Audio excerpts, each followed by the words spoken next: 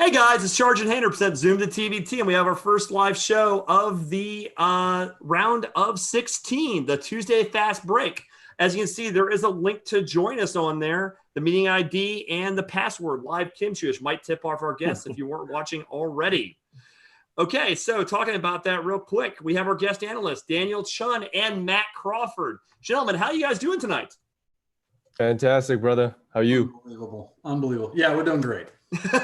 Yeah, we got Daniel Chun. And Daniel, I mean, Charge, what a great shooter he is, right? Let's be serious here. Yeah, the guy's a legend. I mean, he's a TBT veteran. I mean, he not only GMs put together this high caliber team, he can get on the court and play. And Daniel, what was your stats? Remind everyone about how good your shooting is. So they're on the screen. 2020, it was amazing. The facts don't lie. It's right there. Seriously, we need to get a 3-point contest in there. Screw the dunk contest, 3-point contest. I'm in TBT 2021. Let's go. Let's go. Yep. I got my money on Daniel early. We should actually have, GM shooting contest. I like that. Oh, Daniel, we'll have to have I'll take you up on that. Me and you next year. All right. Okay. Oh, all right. Okay. All right. A little bit of shit talk here already. Little, I like this already. Jonathan says Daniel would sweep. Oh, hey, it's right on the screen. If I would have read 50% 3-point shooter in TBT, that would have been really cool. I'm watching you guys over here on this other screen, but yeah, 50% 3-point shooter. Fantastic. Come on, yeah, come on. And we also have Matt Crawford, 3-time TBT participant with both the Hilton Magic, right, and also Iowa United. And obviously, can you show us the hair, the dreamy good looks, real quick? Oh God, no. At 46, I've got all my hair, so that's all I can hope for. So, if that qualifies as dreamy good looks, then I guess that's it. But we will take what we can get. Okay, moving along. So we had a few games already in the books. Looking at the updated bracket, we actually went to show. We didn't update yet that there's the Boeheim's Army advanced and also Sideline Cancer advanced as well.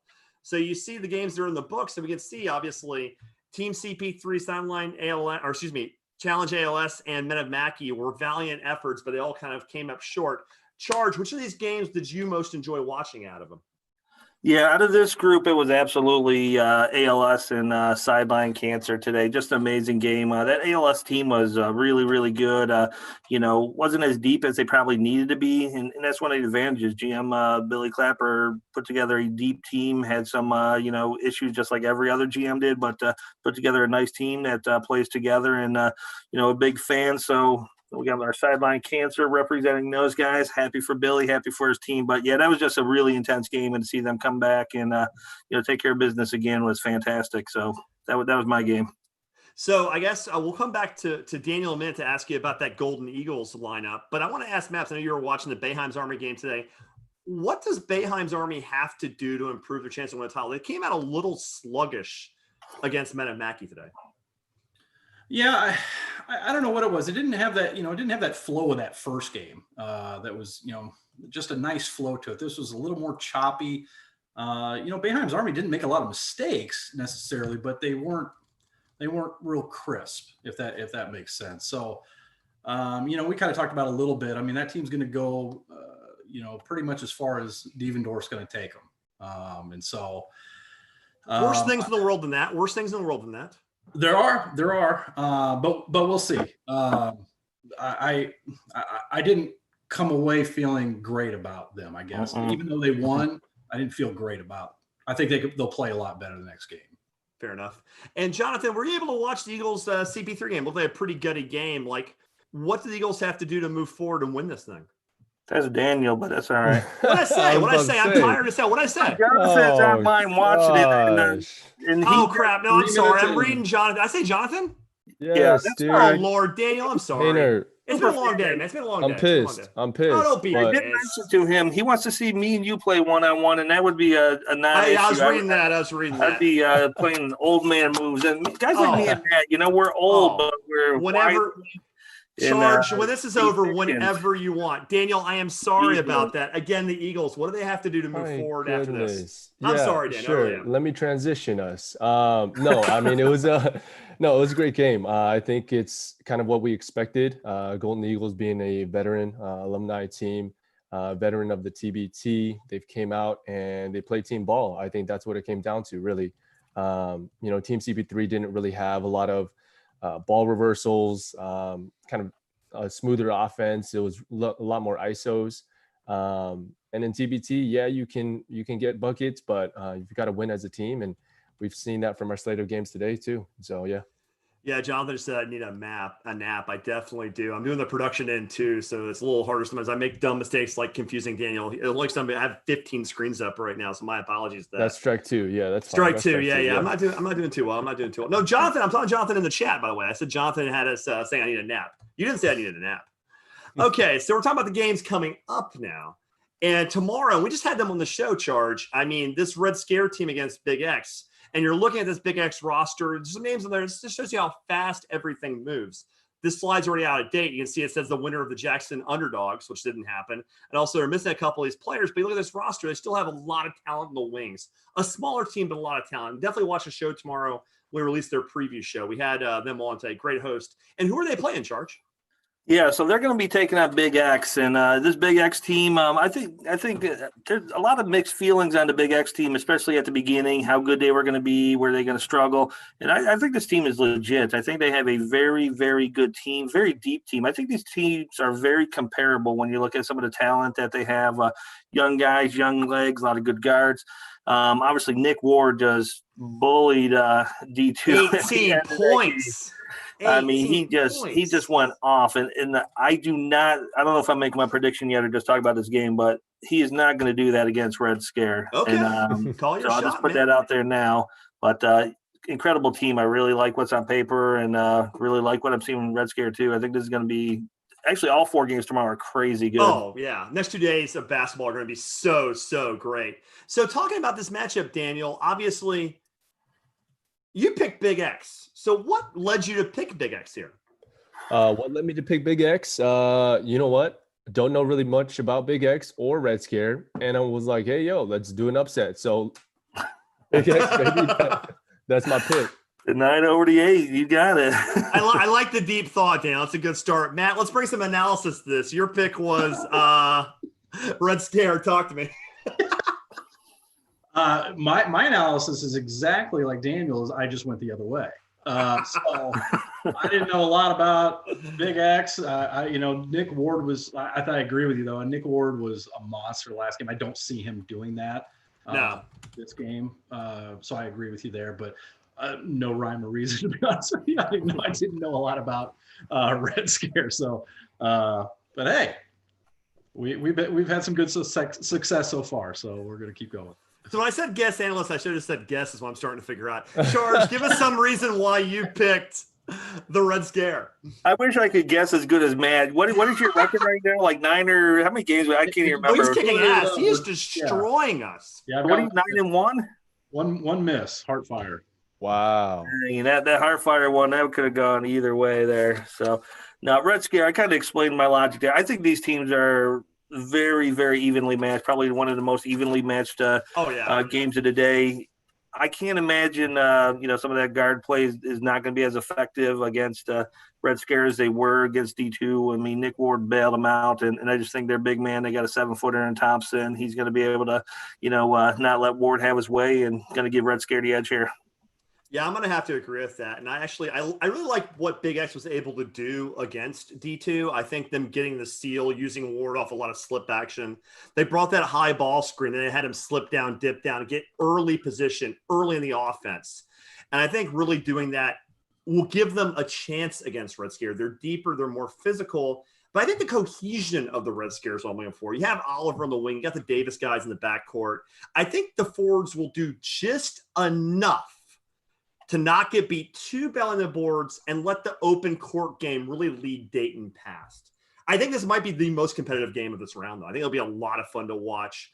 Guys, anything we should add to this, or is that pretty much good for this one? That's good on that one. Okay, good time to remember, too. You'll see on the slides at the end of this call, there's a Zoom call-in, 861-0477-9231. It's at the top of the YouTube chat. If you scroll up in the chat, there's a link there. So once we're done analyzing stuff, feel free to come in and tell us why we got it wrong. Okay, moving along. The other game that day, Carmen's Crew, the defending champs against the House of Pain. As an Illinois alum, I find this game to be very interesting. 4 p.m. tomorrow, Wednesday. And right there, you see that little graphic right there at the top. That's championship trophy. They've got one. They are the 1 seed, and they're playing that House of Pain squad. Last year, they broke through after a couple deep runs and won, and they have a loaded roster. You've got William Boothford in the backcourt. You also have future Dr. Craftland's last game. A lot of great parts here. No true star, but a really deep mixed attack under the watchful knowledge of Coach Sullinger in charge. They will be playing Illinois, House of Pain. So, yeah, this team here, I think this was probably the most surprising game of round one. I'm hoping Brent calls in, real gracious with his time if he does. Obviously, tough loss they had against House of Pain. But interesting thing, and I can't wait to hear Matt's analysis here, but number one player on this team is actually Mike Dahm. He played for another roster earlier in the process, didn't he? Matt had the big score preseason, and man alive, he was. And we had Matt on the show earlier in the year, and when he announced that he had Dom, the Twitter was blowing up. It's like, holy cow, who is this guy? I've heard his name, but I had to look a little closer, and man alive, he did not disappoint. So I think the success obviously rides on what he has going on, but the support was way better than I thought it was going to be with Hill and Felice look great. And so I wasn't sure how much we were going to get out of some of the supporting cast. I thought Dom would carry him. I thought Garrett would do a really nice job, but when Felice produced the way he did, Hill produced the way he did. They just crushed War Tampa in a shocker. I mean, still just blows my mind that so confused. And you see right there, what's up? I said they laid an egg out there. I really did. Shocked. I will say this too. They fought to even on the boards. That's expected because War Tampa's a smaller team. They're more of an aggressive out in front court team. But 21-13 out of Dom, that's insane. You also get Black shooting a little bit more. They only had 1 3-point attempt. You got to get them shooting a little bit more. They got to the line and they ate well there. So talking about that, Daniel, what was your pick? You had Carmen's Crew. Pretty easy to defend. What you got, man? Yeah, I mean, I think I agree with a lot of us. That was probably the most surprising result out of the first round. House of Pain just stomping on War Tampa. But I like Carmen's Crew, the new squad this year. Actually, I mean, they bring back a lot of people, but they add Deshaun Thomas, and one of my favorite TBT players, man, Jeff Gibbs. My goodness, 6'2". Oh, Jeff Gibbs is great. Unbelievable, man. That guy will box you out to the other baseline, man. I think he's square. I think he's actually square. I think he's 6'2" and just 6'2". He's just this big guy. Right. Yeah. And I mean, you've got gritty players like that coupled with a lot of talent surrounding. You got to go with the Carmen's, but I expect this to be a great game. I do too. Matt, follow up. I think you tend to agree. Yeah, I kind of the same thing. I think that, and I think if you notice in a lot of the picks, I went against a lot of the new teams just because of that cohesion. And when you're talking cohesion, it doesn't get much more cohesive than that Carmen's Crew group. Illinois, I think you're going to get, I think you're going to get that same game out of Dom. We knew what we had when we grabbed him. Gosh darn it. I'm not going to go down this road though. Poor Matt. Yeah, stay focused on this. We'll make sure we redirect you. We'll be go ahead. We got to be entertained. Do whatever you want, man. I'm sure a lot of people had answers for Royce White and Mike Dom. Anyway, but yeah, Felice and Hill and those guys, I mean, you're going to have to get big games out of them because you're going to get that same game out of Dom. So it's just a matter of whether those guys can hit enough outside shots. I mean, to me, I think Carmen's Crew will lock that up enough to win, but it's going to be a better game than what I thought it was going to be when you originally saw this House of Pain team. Right. And everybody was like, whoa, that's a good group. Definitely.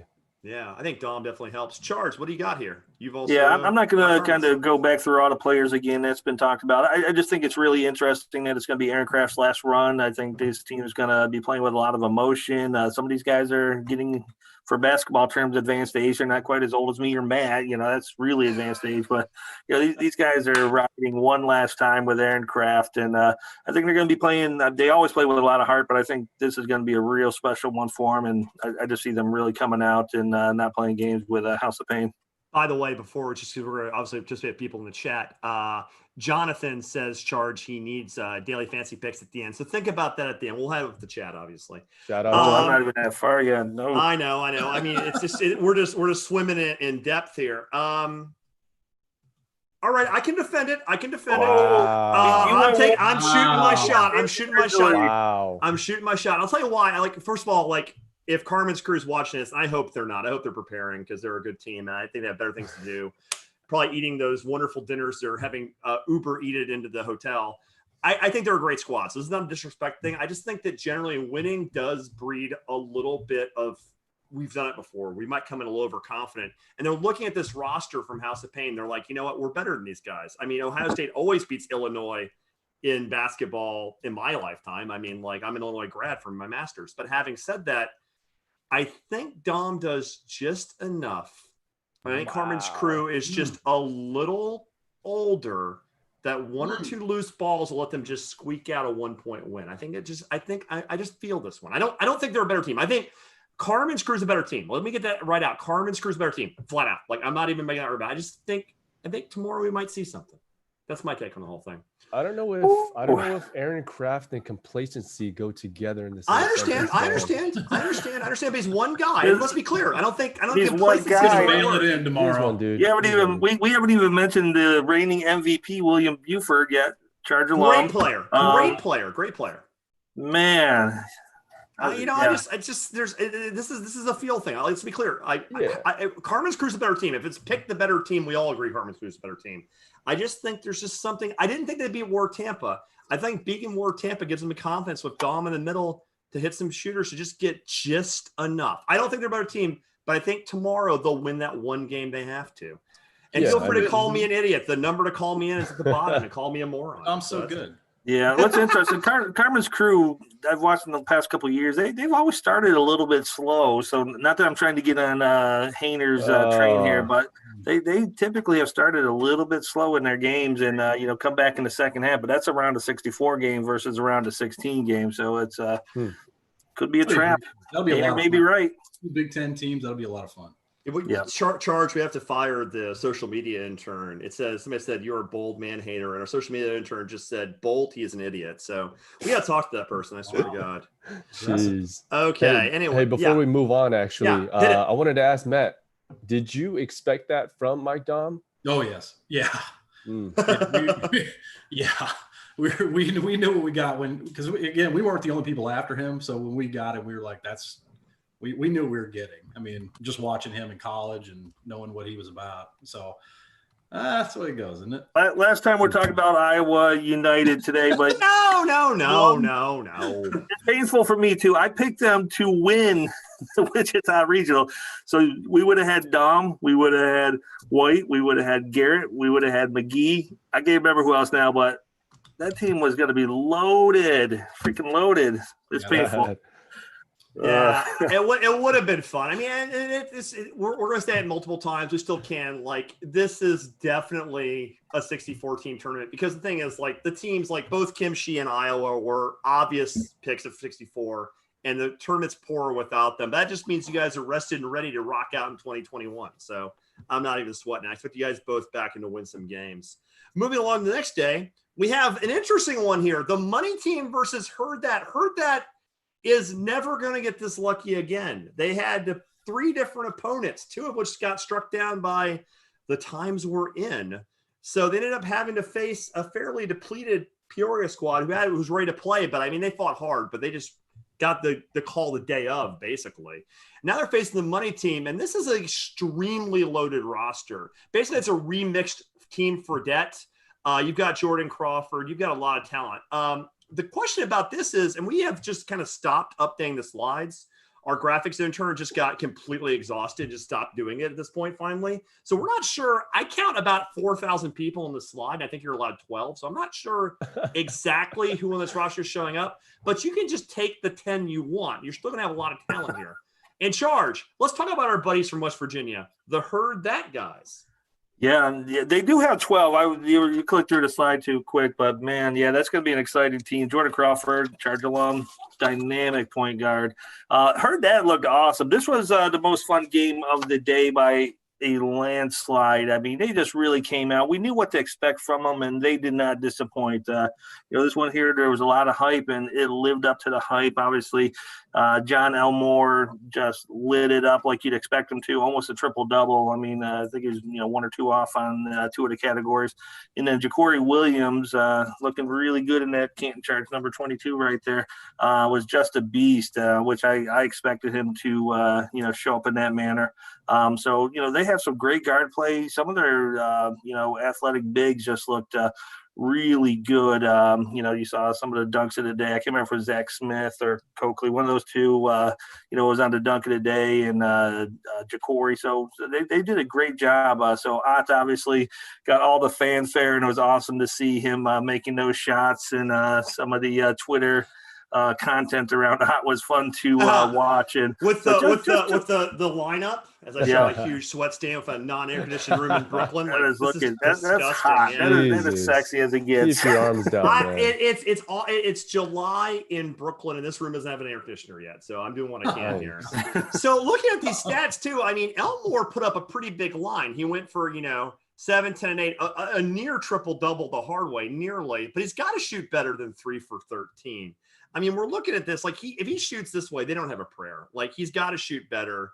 3 of 11 from deep. Like they shot in volume. They put up 29 threes. And if you're coaching that D'Antoni system with that high pick and roll, the whole goal is just to jack up a lot of shots. They can't be shooting 31% and have a chance in this game.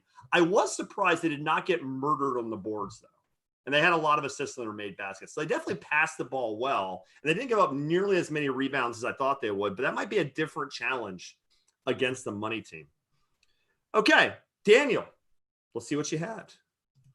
No real surprise, the money team. What do you think? Money, baby. Yeah, I mean, it's a good matchup. I think in the first round when Herdat was playing Peoria, I just don't believe Peoria was that strong. No disrespect to them. They came in. No disrespect at all. All teams are good. Yeah, they came in great just response and just filling in at the last moment. But I don't think they're that good. And Herdat took advantage and showed out. And so I'm going to just dub that a fluke game. And for TMT, I see just Tony Roden. I'm so excited to watch him play. Hopefully he's there. I haven't seen it there yet, but I don't even know who's showing up. I'm on the same boat as everyone. I don't even know who's showing up, but whoever shows up, I believe in TMT. And yeah, let's see him pull out a win. Well, fair enough. Matt, where are you at here? Whoops. Yeah, yeah. Go ahead and just flash them all. Yeah, just go ahead. We'll just do it. You go first, Matt. Yeah. I agree with Daniel. I mean, it's great that Peoria came. That's not a great team, and I think they came to fight. Though they did, and that's all you could do. But it just wasn't a great team. And I don't think, to be honest with you, I don't think that Marshall team's all that much better. I think TMT is going to if this game is within 10, I'll be surprised. I'll put it that way. I don't think. Oh, all right. Yeah, I'm real heavy on TMT. The one concern I have, so Challenge ALS did not practice at all before the tournament today. So they were concerned with mixing and mingling their players in practice and getting a positive test and having the whole team kicked out. I was told that may be the same possibility with the money team. I can't confirm I've heard that too, or deny that. So that would be my concern is heard that's had a lot of practice time leading into it. They did a full training camp, been practicing, got a game under their belt. And when you put a lot of cooks in the kitchen, I mean, there's no doubt TMT looks way better on paper than heard that. And, it gets me a little nervous now after watching Challenge AOS. If they would have practiced 4 or 5 straight days, would they have melted down at the end like they did today, or would they have had the composure to pull off the win? So I'm going to stick with the money team just based on the talent, but I think this game is going to be close. I know you guys are going with the route. I think money team by a little. I think we'll have Juan on later. I don't know what the spread is going to be on this game. I'm sure pretty big as well, but I think it's going to be a lot closer than we think it is. Well, so I will say there's a term, the idea of delta, like a big delta, a big difference of results. And the thing I find fascinating in this game is, like, I picked the money team. I think they're a better team. But the thing I do find fascinating about Herd that, and there is a funny thing about watching these Marshall squads, is they play incredibly loose. So the deal is they can hit some shots. They can get hot. They run a pretty simple system, but they run that high screen roll. They get John Elmore hitting shots. They get them hot. Like, I think they're going to lose. I think TMT is a better team. I think they'll win. But they catch fire. They get rolling. They get momentum. It's not out of the question. I think TMT wins and wins easily. But I will say this. If they do get an upset here for that, it'll be because the Elmores put on a fucking show. I mean, I think you can get hot. You can shoot yourself into things. You can straight just light yourself on fire. That's what's going to take to win this game. Anything else we got to talk about here? Or are we good here? I'm good here. Okay, we got one more to talk about on the docket. This is the big one. This one I'm excited.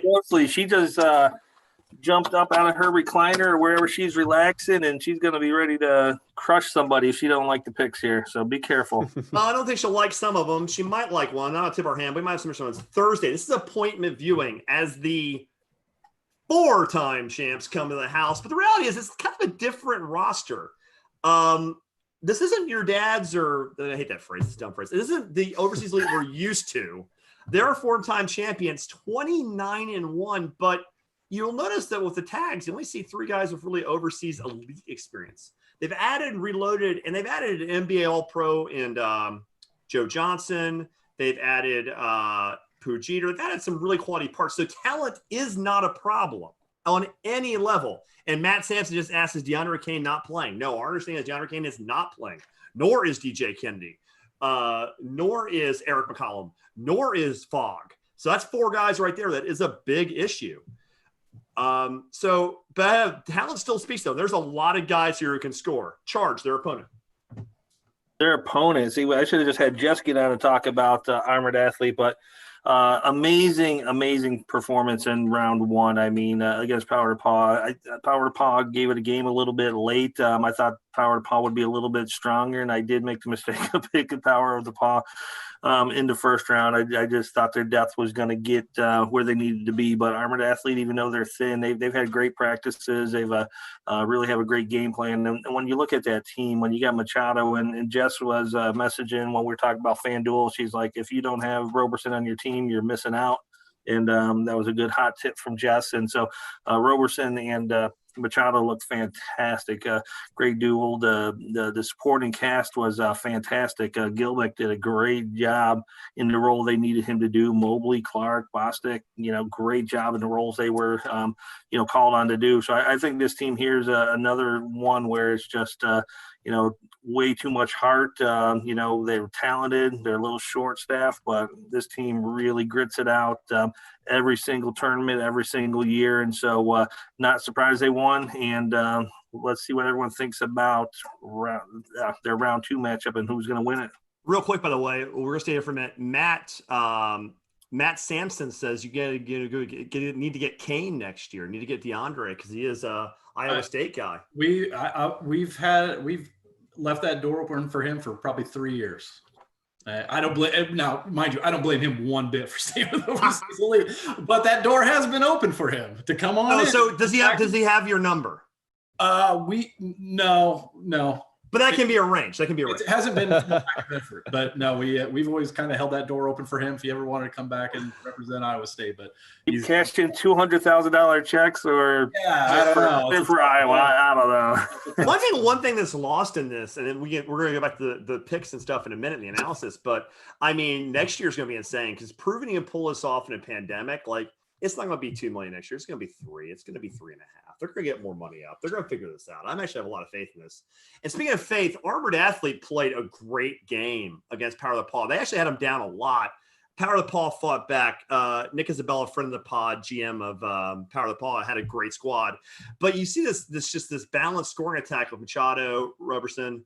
I mean, they had a lot of guys. Clark was great. And Gilbeck played a role. He had 10 rebounds. He actually played a good defensive role. They knew their roles. Now, one thing I find interesting is he only had 28 rebounds, which I find, a little bit of blocking there, which I find kind of fascinating. They played an up and down game. There weren't a lot of misses in that game. A lot of both teams were making shots. It was one of the more loosely played games. But I mean, when you shoot 57% from the field, there's not many rebounds to go get.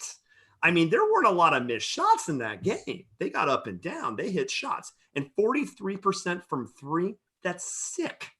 So, I mean, that's a lot of talent there. Daniel, where are you going here? Going double A's, baby. There you go. Yeah, I mean, I think, Hayner, you've hit it right on the head in terms of the overseas elite breakdown, right? Just the team in general, it does not seem like the team that, has won it 4 times. But of course, they've got a lot of talent. Of course, you've got Joe Johnson playing. I just was really impressed with Armored Athlete. I was really impressed with their guard play, Machado, Roberson. They really controlled the tempo. Obviously made a lot of shots. Like you said, 50, what is it? 57% from the field, 43% from three. Like, man, we all know it's a guards tournament. And if you've got great guards that can control the tempo and can facilitate the offense, I think that's there. I think they've got it to dethrone overseas for TBT 2020. And Matt, your take is slightly different. Yeah, I mean, if these guys for overseas elite that are coming this year had any other jersey name, you'd still go, wow, that's a great team. Absolutely. Everybody's looking at, you don't have this guy, you don't have that guy, you don't have that. Well, the guys that got are still going to kick a lot of people's tails in this tournament. And kind of what you touched on a little bit. I mean, yeah, Armored Athlete shot 57%, 43%, and they only won by 7. I would think you'd want that to be a blowout if shot that.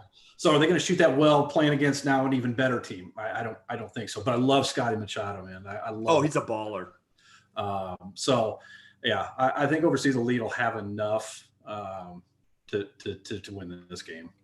Yeah, I mean, Machado was one of our guests. He was really engaging and definitely one of the better players in his league. And we're also going to have them on actually tomorrow. We're taping with them and preview of their game. Can't wait for that. AJ and his crew always come correct. Charge. Go ahead and break the news. Pick overseas elite. I could have swore I did AA. You sure? I could have swore I did. Tell me. I'm going AA just to override that slide. I don't know what I did. But I'm going AA. Okay. No, Charge. You can't be switching in the middle. No. Hang on. Keep talking. Keep talking. I'll find the proof. Keep talking. Either way, I'm going AA. Lock it in. AA. Only 2 other teams scored 98 points or more in a Elam ending game in the round of 32 or better. Team Fredette, we all know how well they did. You had Jackson, Tennessee underdogs. You know how well they did. And so I just think the tools are there. They've had some great runs. I'm going Armored Athlete here. And it's almost as much as I don't like our overseas elite. I just think it's been real funky this year. Somehow they're pulling 18 guys out of their pocket the day before they're supposed to be quarantined, and somehow they're playing. And I just don't like the whole situation. And I'm locking into Armored Athlete. I have to go. Oh, that was a typo. 2 initials. That's a typo. No.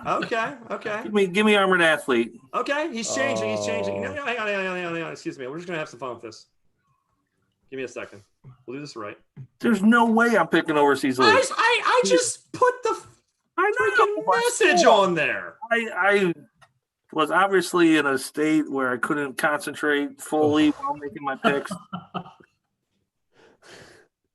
There we go. Whatever. Okay. Lord, I just don't want the interns to get mad. Okay. Sure. Whatever. I am allowed to change my pick because I don't know. Hayner probably sabotaged it. He probably photoshopped that thing. I didn't Photoshop shit.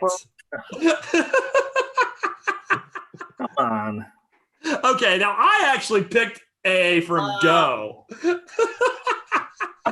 Unbelievable. Trying to put me in a bad spot here. I'm trying to put you in a spot. I'm just making sure you don't blame me for getting the picks wrong. Jonathan's accusing me of stealing Daniel's emailed you this yesterday. High school, and I got the smart kid sitting next to me and taking his. Actually, this has been more entertaining just because of that. Lets you know how loose we are on the show. It's like, no, I mean, and we're going to give Charge grief because it's fun. But the reality is, like, this is actually going to be a very close game. And these are 2 great teams. I'm picking AA. See, I almost did it right there. I'm picking AA for a very simple reason. I think talent-wise, they're both great. And I think, Joe Johnson, he made $200 million, and he's still, at the age of 872 years old, a walking bucket. Like, he is older than my grandparents, but still, he will get his buckets. He will get his points. No problem. My thing is cohesion. I really think, like, AA has a program. These guys for OE, this is not OE. There's no Kennedy. There's no Kane. There's no Fogg. There's none of these guys. There's no McCollum. Now, does that mean they're not good? Of course they're good. Of course they could win. Of course they may look like a moron. They could win by 20. They're that talented. But basketball is my favorite sport, like many of ours. And there's a cohesion thing. There's a communication. There's a teamwork thing. And I think having a team that plays together, plays for each other, will count just enough. So I really think that I think AA is going to win a really tight game. I think this is the game I am in this roll round the most looking forward to seeing. Which basically means the Overseas Elite's going to win now. So I just said they're going to lose. I didn't know I was being so contrarian going with Overseas Elite. Today. I know. Yeah. No. I think we just don't know if Joe's going to play defense. The grain. I know. He's not even going to cross half court. He thinks his big three. He thinks he's going to be hanging out on one side of the court. All I know is they better win, because if not, I have a feeling Ice Cube's getting a bunch of messages being like, this is your king, because he was the MVP there. So they better win, because the credibility of the big three might hang in the balance, Oof. Yeah, Oof. so that's some pressure. If you want to defend the big three, you better. Yeah, you hate to see it. You hate to see it. Okay, no, but let's be clear. Obviously, this will be a great game. They're both so high quality. Okay, so we'll see the picks, and obviously, again, one of these might be changed. This is what happened today. By the way, we didn't mention this. I'm going to mention it really briefly. Eberline Drive, which I'm sure is it Eberline. I always screwed this up. We have them on their friends. Eberline. Fuck, I always do that. We hope they're okay. We heard the testing situation. We hope they're fine. We hope they're okay. It was posted today. I think that it was actually a false positive, I believe, is what it was posted on Twitter. So quickly deleted. I don't know if that's supposed to be. What? I saw it. I saw it on Twitter. Yeah, I thought. I saw it too. And it was quickly deleted. Oh, okay. Oops. Well, we're live, so tough. I deleted it or not. I'm not trying to break. But no, it's public information. It was out there for a while. Yeah. So it's a bummer. Situation. It's a bummer. By the way, I noticed on YouTube on the live show we are missing the corner. You see my face, which no one wants to see. So it's covering our guest analyst, Coach Reg's picks. So when you see the corner over here with the slide, you're going to see that the very upper right corner is a D3 symbol of Coach Reg, who actually gave a great breakdown of how to beat the 2-3 zone, which Men of Mackey apparently didn't watch at all. Okay, so you see some picks here. That Sideline Cancer game was tight. Obviously, Kimchi got that one off, but it's still a great team. There's no shame there. Now the picks for the next round, and I'm not going to correct it. Mike Iliano's really bombing. He's 0 for 2 this round. I know he's having a hard time, and that was with a pass. Yeah, we've been talking a little. Hang on. Just because I'm going to get yelled at otherwise. Oh God, we got to switch this one too. Hang on. Yeah. Get the right really picks out there, man. Yeah, get the right picks out there. Sure. All right. Whatever. Photoshopping my private messages. Don't make me bring that. Don't make me bring that back up. I have proof. I got proof, son. Okay, but that's a tight game though. It's a tight game. So Daniel, what are you seeing here? Since you were talking, what are you seeing here? No. I was gonna make a slight joke. I'm gonna pass on it. Go ahead. No. You should make the joke. We're about to bring on Juan, I think, actually, in a couple of minutes. Oh, okay. No, yeah, but go ahead. I was just saying, Charge would just listen to my great analysis, so that's what made him switch to AA all of a sudden. But yeah, that's true. Yeah, that's what happens. Once you broke out that first one, with that. Yeah. I don't know nothing about him, but I wanted an upset. I knew you were legit. I knew that. I knew I was missing out on something with Arbor Athlete, and I went there. I had to go there. Oh my God! So Matt, what game of these are you most looking forward to seeing? I think the Karma's Crew Illinois one, House of Pain one, good Big Ten matchup. I think that's going to be really interesting to see how the Illinois guards match up with Kraft and Leidy and those guys. I think that's probably the most interesting one, just from the dynamic of having the Big Ten, a couple of Big Ten rivals go at it for a while. I think that'll be really neat to watch. Okay, and also I guess same question to you, Daniel. What game are you most looking forward to? I'm looking most forward to the Overseas Elite Armored Athlete game. You've got star power. You've got a great storyline that was brought up. You've got the Big Three MVP ISO Joe playing in his first TBT, and kind of that summer basketball rivalry going on with the TBT versus the Big Three. And so I think it'd be fun to watch. They've got star power there too, with Bobby Brown at the guard position that can shoot from the moon. Yeah, great shooter. Yeah. Great guard play, so I'm excited about that one. Charge?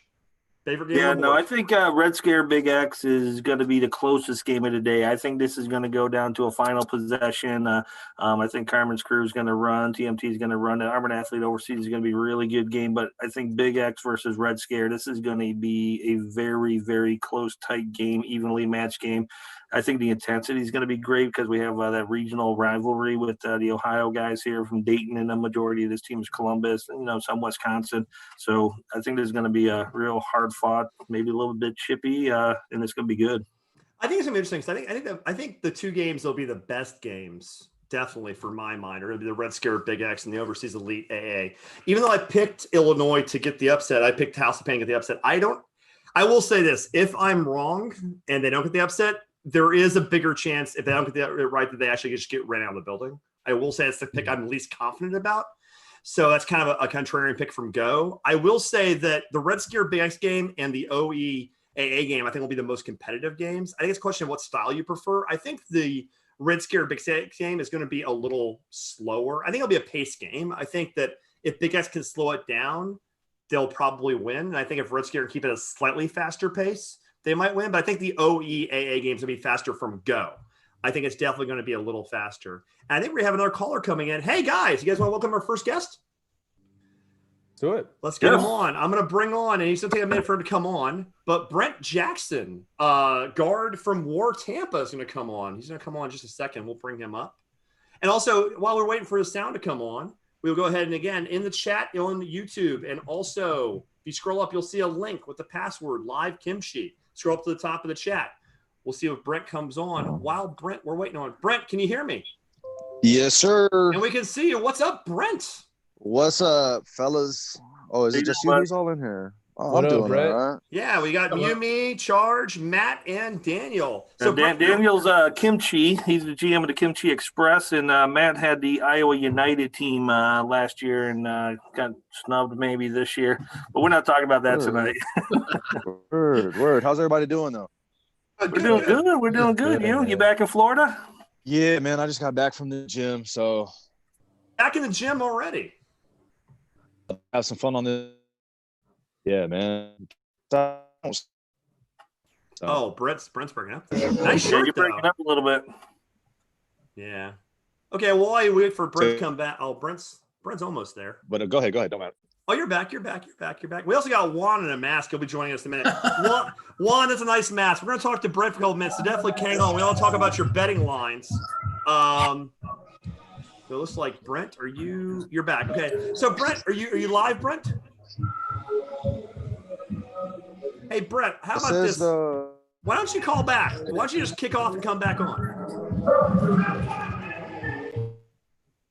And also, Juan, why don't you kill whatever you're around? I hear a bunch of music and crap. Okay, I'll tell you what. Here, I'm going to talk to both of you. Brent, kick off and come back. Okay? Bad reception.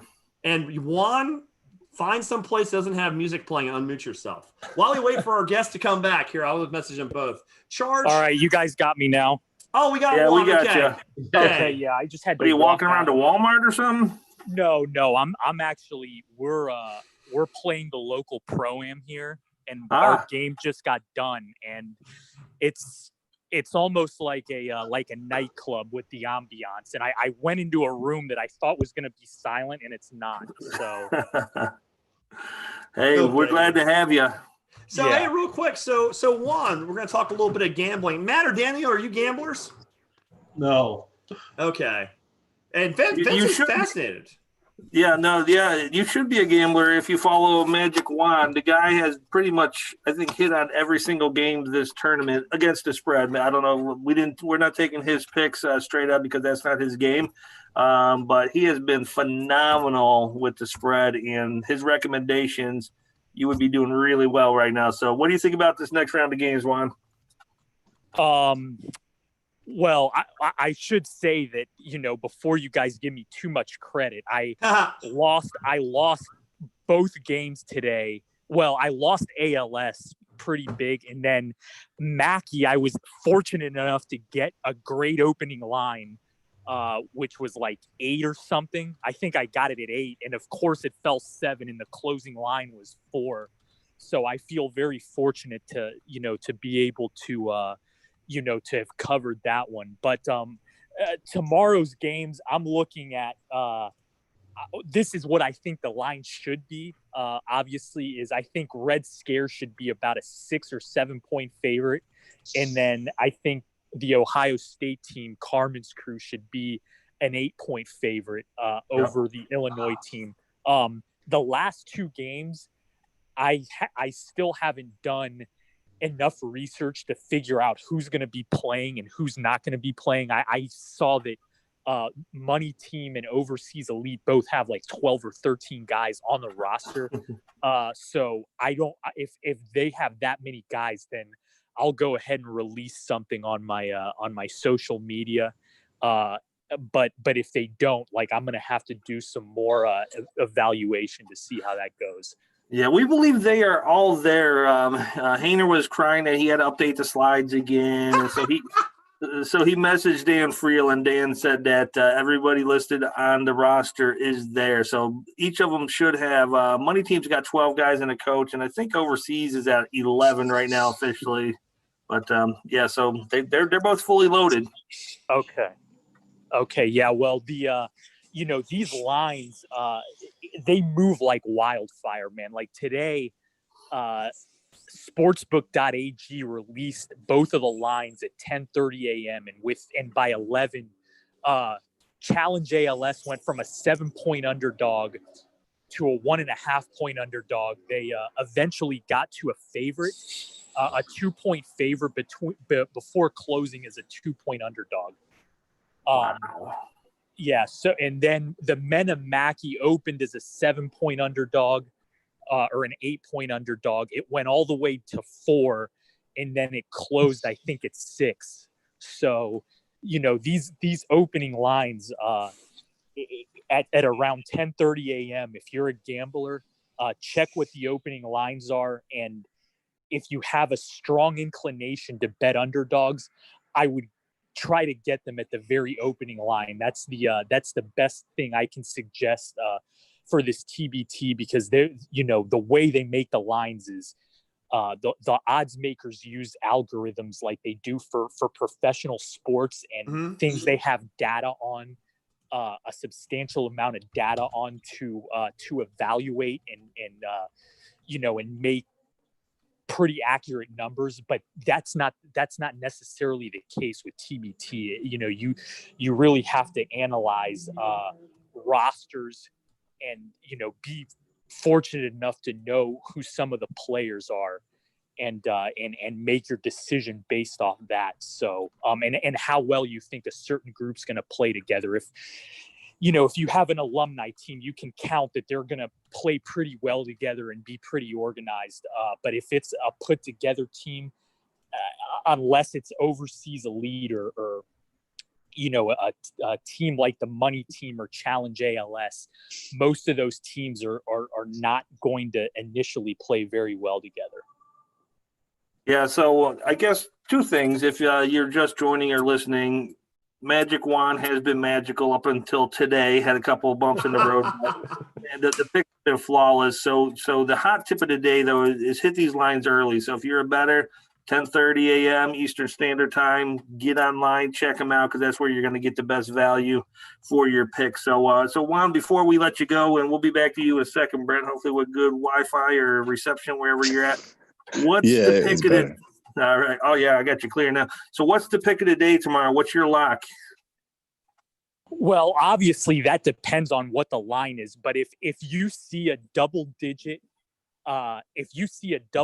spread in any of the games, take the underdog. Take the +10 or the +11 or whatever it is. Like it's very difficult for a team as good as they are in a shortened 36-minute game to win by double digits, unless they're just that much better than the other team. And unfortunately, I know Brent probably has a couple things he can say about that, but it's very difficult to as the tournament goes on to win games by big margins. And I think with both of the games tomorrow, you're going to see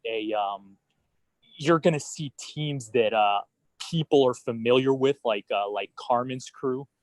And people are going to get behind that. And the same thing with the Dayton team, the Red Scare team. People are going to get behind that and think that because they're playing some some put together teams that they could blow them out. That's not necessarily the case. So, good luck to all the gamblers out there, and I'll be talking to you guys again soon. Brent, come you got to come get some of this Ace League if you're around. Man, I thought about it, but man, that 1.5-hour drive, 3-hour drive, just does not sound appealing right now. Well, you were just in the car recently, right? Yeah, man. It took us about 22 hours. Well, it took me about 22 hours to get home. That trip was definitely that was a rough one, man. We went from 7 guys riding up to only 3, and we had to drop one of the guys off in Atlanta, and then it was just me and Justin Gray for the rest of the 9 hours, I believe. Did they get other rides, or just transubstantiate into a different animal and fly away or something? Like what happened? A lot of guys definitely just took flights. It was me, Justin Gray, and Deshaun Murray. Deshaun was actually going to fly out himself, and it was just going to be me and Justin, but he was just like, nah, bro, like I can't let y'all two just drive by yourself, because that would have turned into a whole day trip, because there's no way me and Justin could have just driven 22 hours flat out. But yeah, I mean, Fletch took a flight, Sean took a flight, but he told us a week prior that he was going to drive up and then fly back. The coach out of nowhere just took a flight. I guess he had like an AAU tournament that he had to go coach, so he dipped out. So it was really just a mess trying to like figure out like, yo, who's riding back with us, who's not riding back with us. And then, at the end of the day, it was just 2 people hauling it for, 22 hours. So right from the friendly confines of the Drury Inn, right? So you guys played your games and you got bumped from the Hyatt over to the Drury. Is that how it went down? That is exactly how it went down. But I had a bigger bed. I had a bigger bed in the Drury, so I wasn't even really tripping. So well, I looked at both up because everyone's obviously everyone's hotel, but everyone's kind of calling it the losers hotel. And the Drury Inn actually has better reviews on Google than the Hyatt Regency, so it had to be a decent hotel, and I think people were just goofing on it online. But we appreciate you jumping on, Brent, and being part of the show today. So, tell us a little bit about your experience. You obviously went up with War Tampa, a lot of hype around the team. So just take us through kind of that process and getting into quarantine, and tell us a little bit about the game and how that went down. Okay, for sure. So, yeah, let's just start off with the whole quarantine thing, man. That it kind of gave me the overseas vibe. Where you're kind of confined to your room, stuff like that. But they had us testing every day. I think we took 5 tests. And that's like what's actually is really crazy is like you would have guys that enter quarantine and they're in it for 2 days. And I believe there was like 2 or 3 teams that actually ended up having a positive test and they were automatically eliminated. So like for us, everybody's kind of on edge until we get the clear, until we play. But TBT definitely, they held it down with, the team rooms that we had. We had a big suite, so we were all able to come together, hang out, play spades, joke around. You good spades player? Man, I'm usually a good spades player, but I definitely reneged like 2 or 3 times. Ooh, that's tough. Yeah, bro. I heard the cards got to be used once and tossed. Is that what it was? Or that's the NBA. I mean, if you the NBA rules, I heard that the NBA is making you take the cards once and throw them. Wow. Really? Yeah. I didn't know that. That's different. Wild. Yeah. That's different. I've never heard that before. But I reneged a few times. That was cool. Everybody didn't come together and hang out, so that was kind of concerning. Everybody kind of just stayed in their rooms for the most part. The food was good. Had no complaints on that. I didn't have to spend any money on food or water. We heard the portions were small. But see, that's the thing. Like, there was enough food to where you could wait, 15, 20 minutes. You could go get another one. Because I know there was some meals where I'd eat And then I go back down like 20 minutes later and be like, hey, can I get another one? Oh, yeah, of course. So, I mean, I wouldn't say the portions were small. You just didn't take the effort into just going and asking for another one. Go ask. You know what I'm saying? I said, sir, we know he don't play. Hey, Go get it. Go get yours. Hey, Brett, what's up, boss? How did you guys coordinate then? Because you guys basically had to either stay in the room or you guys had a suite, correct? Mm-hmm, correct. Did you guys have to go as a team, or could you just go individually to this other suite and do whatever? Like, no, we could go individually. For the most part, we the guys that did end up going up there, it would either be during lunchtime where we're all just eating, and after we had our practices at night. So that's when we'd all like come together, or whoever did come up there, that's when we'd hang out. It was usually just like lunchtime, dinner time. But there was a few times where I went up there just to kind of get out of like the smaller room, you know what I'm saying? And it was just more open. And I had a conference call up there one time, and I was just kind of like, pushing it back and forth, just so I wasn't stagnant in one room the whole time. Right. Were you guys separated enough to where you weren't passing other teams in that process, or? I believe so we stayed on the 8th floor. We stayed on I think our team was on the left side, and they had another team on the other side. Okay. So we were segregated in that manner. But like I was able to once we got the clear, like we were able to go into our teammates' rooms. You know what I'm saying? So I went to Bryce's room, kicked it with Bryce, Justin, Sean Willett. Like everybody was kind of just bouncing around for the most part. Oh, okay. So what was, I mean, obviously, as the sort of press and media leader of the War Tampa fan club, obviously you're very disappointed, as were both me and Charge. We had picked you to win, obviously. Obviously, you guys have a very talented roster. Can you sort of like, in the nicest possible terms, obviously, kind of explain what may have gone wrong? Because obviously you guys were a much better team than you showed, and good teams do lose in this tournament. It's the nature of the beast. Like, were you surprised at kind of the punch you guys took? Man, I mean, I honestly kind of saw this happening, but I tried to stay I tried to stay very optimistic. Because, like you said, like the team was very hyped around a few players, you know what I'm saying? And said players didn't perform as well. But also like the inner circle within our team, like coaching, like they fell into the hype as well. Okay. And I'm not saying said players are not talented or not good players, but you had a good roster. Everybody was good. You had a good roster. Correct. But it's just like in this tournament, we have to play as a team. And there was no team basketball being played. Like there was no continuity. There was no ball movement. It was really just like, honestly, like, oh shit, let me go ahead and get mine. Yeah. And that's kind of how it was shown from the tip. And then defense was terrible. One-on-one defense wasn't good. Help side defense wasn't good. Communication on screens was terrible. Which I find surprising, because that's something we talked about in your show about switching, because you guys had so many athletes that were so switchable. That's the part I find most surprising, actually. Correct. And I only watched the first half of the game, and I can't remember. After playing it, obviously. You played the whole thing. I played 15 minutes. I didn't play the whole thing. I didn't play the whole thing. Jeez. But that's another story for another day.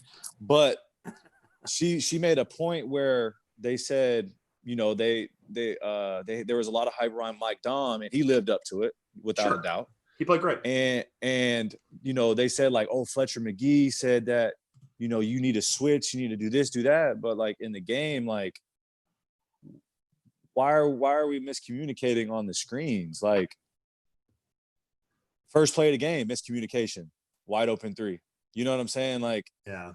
And it was just, I don't know, man. It was just shaky. And like I said, I kind of saw it coming, in practice. We kind of it was just more of a pickup game vibe. You know what I'm saying? Everybody's just dribble.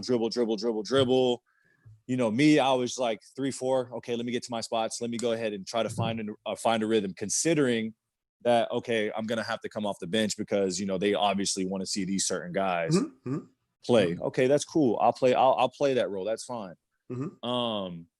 But like I said, bro, like we didn't play as a team. Everybody was trying to showcase what they had. You know what I'm saying? I've even had people hit me up talking about, they just wanted those certain guys to win the game for us. But we had so many other players where if we would have just came together as a team, we would have smacked that team, because the difference between what they did and what we did are black and white. Yeah. I found it interesting too, because like one of the things about your rosters, you had so much shooting and so much wing talent. Like I did see that like the shooting was lower than I expected for you guys. And probably was part of that you were getting worked so hard on defense that hurt your shooting confidence. Because I know you don't lack for confidence. We've had you on the show before. You're a very confident young man. I know McGee and some of those other guys are definitely talented and confident shooters too. And I saw the shooting numbers afterwards. I was surprised with such a team loaded around shooting wings and so much talent you had just a tough night. And that is part of basketball. Having an off night shooting, it's just, if you lose because you don't shoot, that's just the God saying it's not your night. That's acceptable. That happens. Right. But you were much more frustrated, I assume, by the defensive breakdowns. Yeah, the defense, that's really where we got killed. Like, obviously, we didn't make shots, and we were expected to make shots. Like, that's kind of what our motto was, run and gun.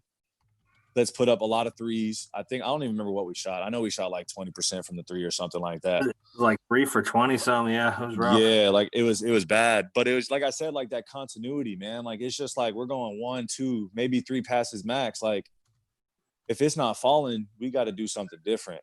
And the coach, I felt like he had that mentality where it was just like, everybody's got to play. Everybody's got to play. Everybody's got to play. And it's just like, bro, you can't do that. Like, I know for me, I had 2 turnovers, 1 miscommunication with me and a guard, and then 1 I was fouled, but they didn't call it. All right, cool, you're taking me out. All right, cool, whatever. Then, there was a kick ball that should have been called a kick ball. Sure. Get pulled out again. Okay, cool. All right, cool. And then I get scored on. Once I get pulled out, and I'm just like, all right, well, I already see what's about to happen with this. So at that point, you just have to be aggressive. I felt like we settled way too much at the 3. We definitely probably should have attacked more. But I don't know, man. There was just a lot of variables that weren't siding with us, honestly. Like with foul calls, they're getting tic-tac fouls. We may be getting hacked.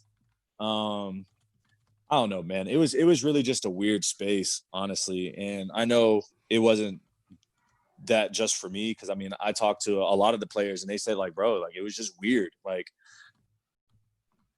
it was just like we were just there just to be there, honestly.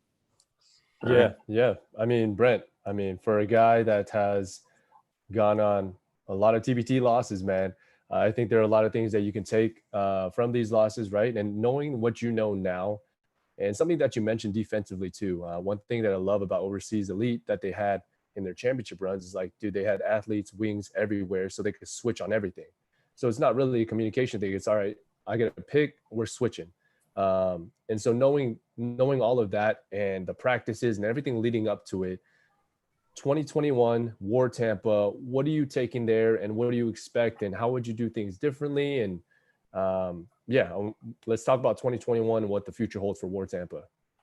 So honestly, War Tampa, if it is gonna, especially with the way that everything kind of played out, I may or may not even play with them next year because. Hey, Brent, let me tell you about Iowa United real quick. Go for it, bro. You're jumping on the call. The recruiting starts now. So let's just talk a minute.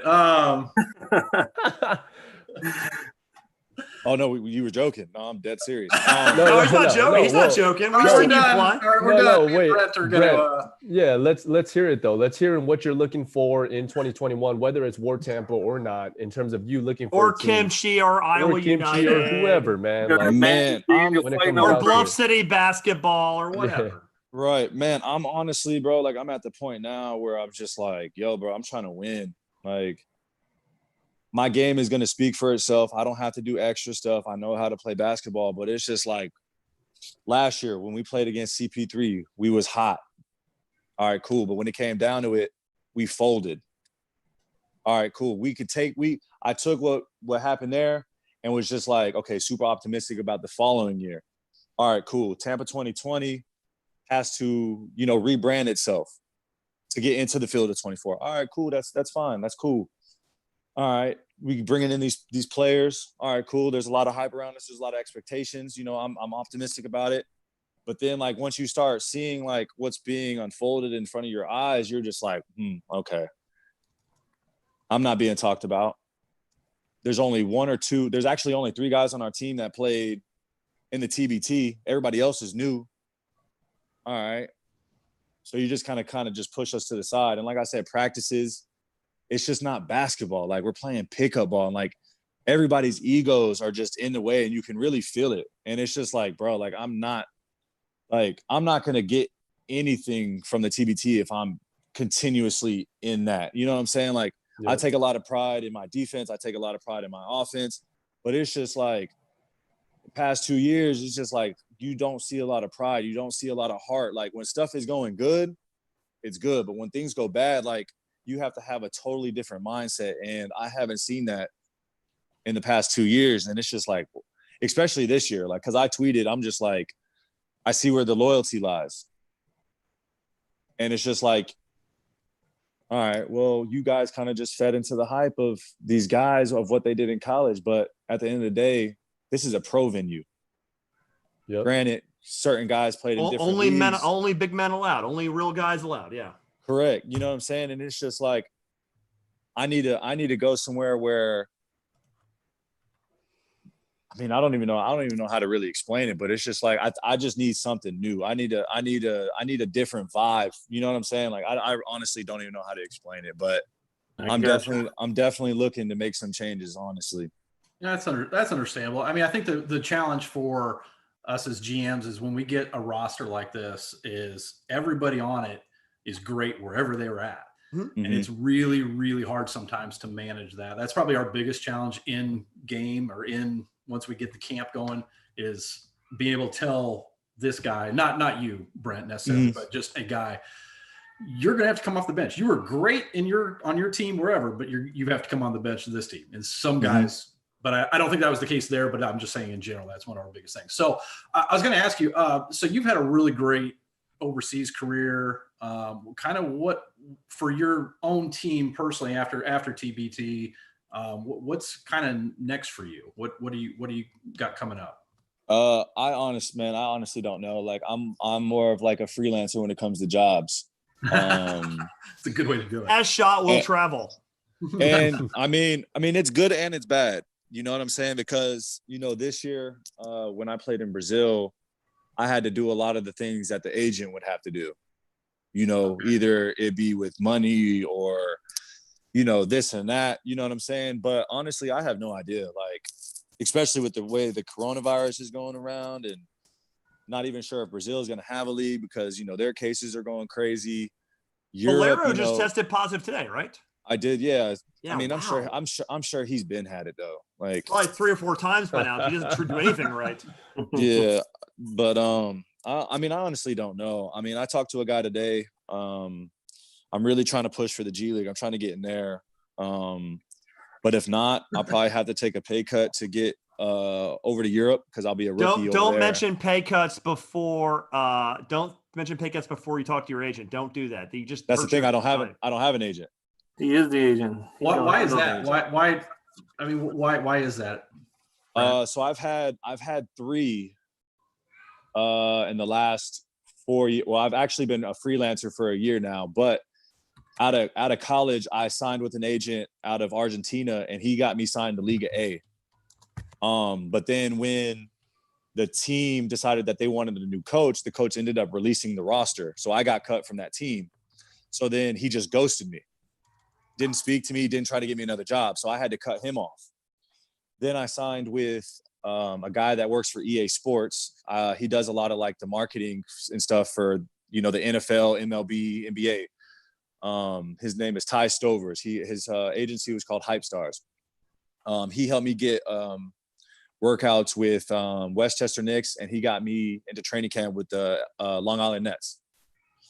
Those didn't work out. So then he ended up just refocusing his priorities with his EA Sports job. So then I had to find another one. So then I signed with a guy out of Puerto Rico. And I'm like, okay, this can work out because, you know, the BSN is a good league for the summer. You can make some good money. It's good exposure. But, you know, like I said, I got it. My first job was through a guy that I met in Orlando. And then from there, go ahead. So as a player, how does that make it more difficult or easy trying to do this on your own as opposed to having somebody that does it? What are some of those, I guess, challenges? I mean, it's definitely difficult, most certainly, because it's just like, you know, they say like they're pushing you out, you know, they're doing this, but it's just like, how much effort are you really putting into trying to get me a better job, get me on a higher level, you know what I'm saying? Get me more money.